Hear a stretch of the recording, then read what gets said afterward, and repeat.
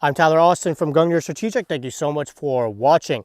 In this video, I'm just going to show you a quick and easy and convenient way to build a vertical barricade, or a lot of times I use these as partial door frames as well. A lot of people will build these out of wood, which is fantastic. However, if you don't have the privilege of leaving that barricade at the range, it can be quite a pain in the ass to transport those to and from the range because they're big, heavy, and bulky.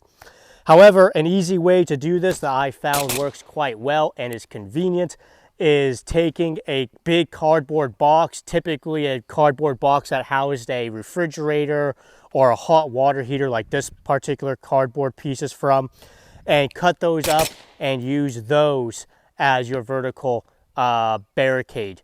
And all you do is you take that cardboard slab and you just mount it to one of your target stands, and voila, you have a vertical barricade or a partial door frame.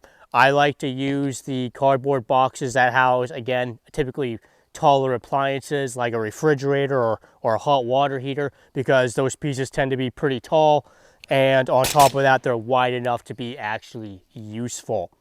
Obviously, this is a lot more convenient than dragging a big wooden barricade to and from the range.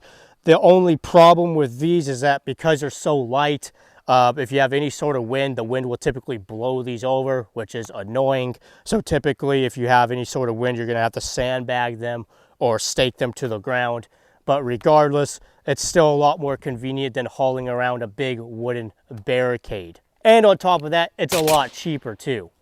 These are great. They're easy to move around. If you want to build an actual like door frame or threshold, you just get two of these and you put them roughly 36 inches apart, and there you go. Boom, you have basically a very simple door frame to work.